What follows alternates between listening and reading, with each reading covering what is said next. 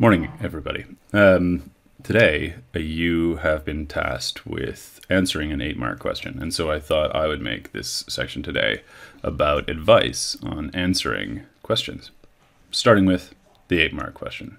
So the 8-mark question, unlike the rest of the course, it is assessed based not on levels. So most questions are based on levels.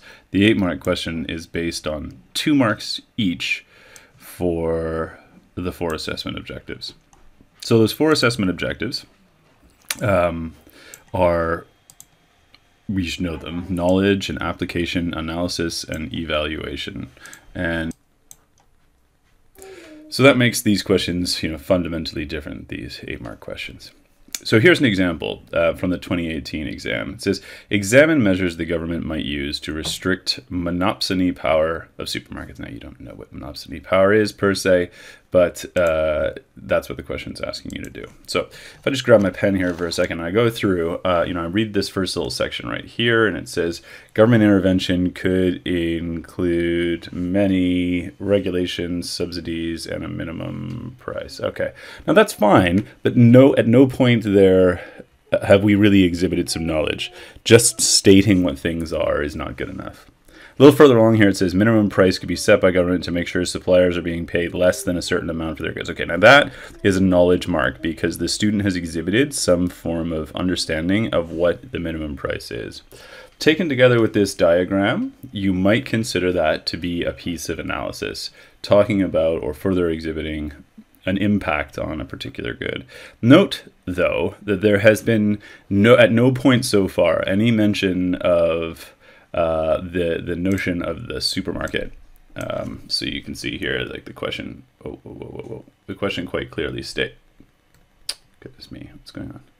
The question quite clearly states the need to use the supermarket example, and we haven't seen that yet. This is a bit of an error. Really, you can start right from the beginning to give the case study when you're doing these questions.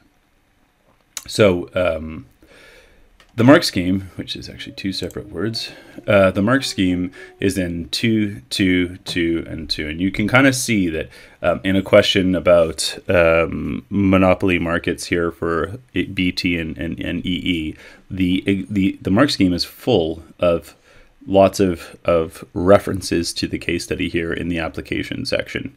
They're talking about the UK-based telephone companies all the way through this bit here. In the analysis section, if you go through, you can really sort of see that we're talking about the impacts on particular groups of people.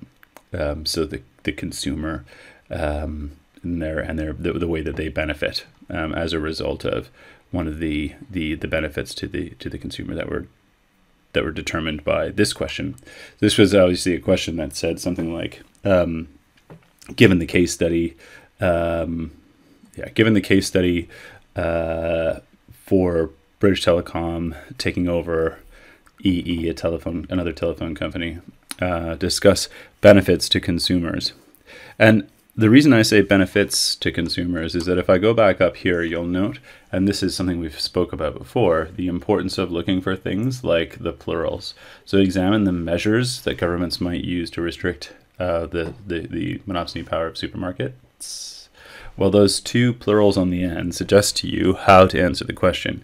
Right? There are measures that the government might use, and so you have to discuss one and then another one. And that's the beauty of the 8-mark question. Take this question here.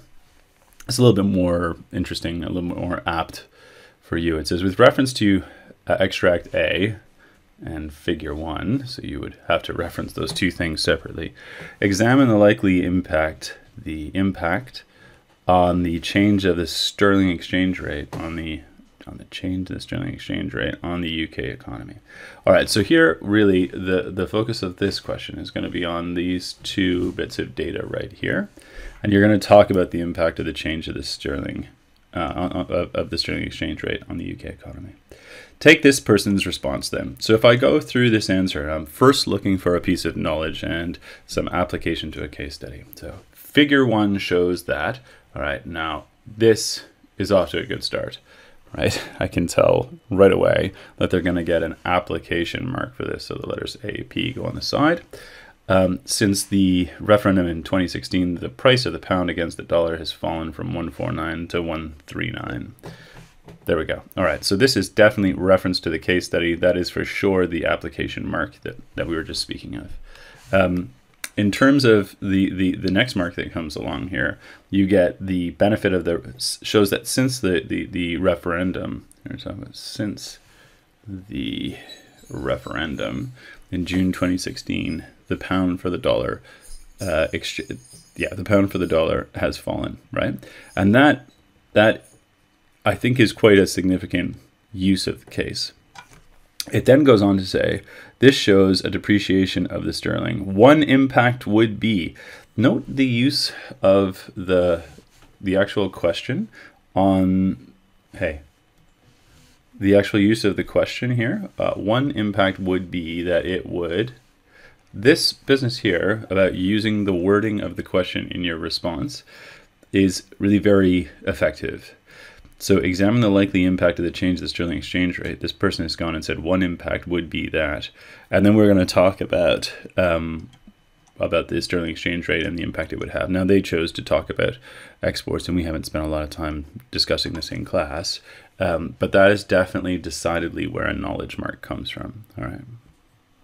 So they're answering the question, and then they're going to go on, I'm sure, in their answer to explain what that means.